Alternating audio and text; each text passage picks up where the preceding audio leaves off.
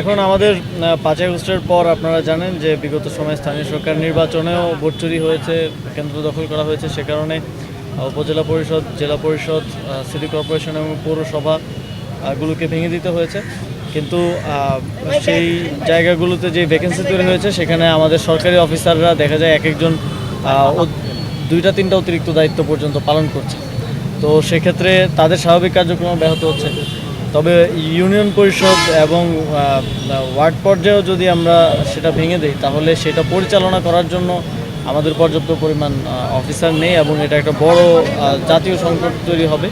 তো সেই জায়গা থেকে আসলে ইউনিয়ন পরিষদ ভেঙে দেওয়া হয়নি। তবে যারা কট্টর আওয়ামী লীগের ফ্যাসিবাদীদের চেয়ারম্যান ছিলেন তারা 5ই আগস্টের পরে আপনারা জানেন যথারীতি পালিয়ে গিয়েছেন এবং সেখানে সেই জায়গাগুলোতে প্যানেল চেয়ারম্যান কিংবা প্রশাসকের মাধ্যমে কার্যক্রম পরিচালনা করা হচ্ছে।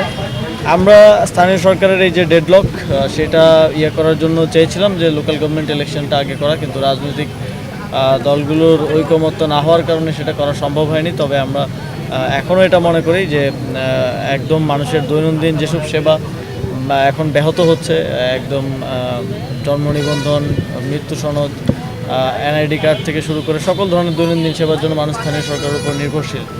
তো এগুলো নিরসনের জন্য যত দ্রুত সম্ভব স্থানীয় সরকার কাঠামোটা পুনর্গঠন করা অর্থাৎ নির্বাচনটা প্রয়োজন। আর নির্বাচনের বিষয়ে সরকার ফেব্রুয়ারিতে নির্বাচন দেওয়ার জন্যই সকল ধরনের প্রস্তুতি গ্রহণ করছে। আপনারা দেখেছেন বিভিন্নভাবে সরকারের বিভিন্ন বক্তব্যে, প্রেসিংয়ের বক্তব্যে আপনারা দেখেছেন।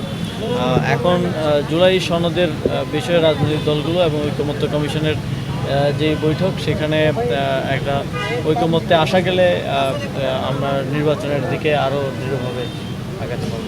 যেটা বরাদ্দ কিংবা বাজেটের কথা বললেন সেটা তো আসলে দীর্ঘদিনের একটা প্রসেসের মধ্য দিয়ে দীর্ঘদিন ধরে একটা প্র্যাকটিসের মধ্যে চলে এসছে।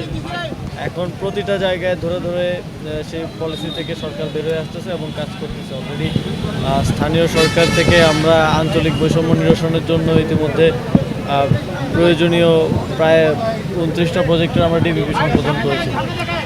তো এটা তো একদিনে বা ওভারনাইট সমাধান হয়ে যাওয়া সম্ভব না। অবশ্যই সদিচ্ছা থাকলে আস্তে আস্তে যত সময় যাবে আস্তে আস্তে এগুলো সমাধান হয়ে আসবে।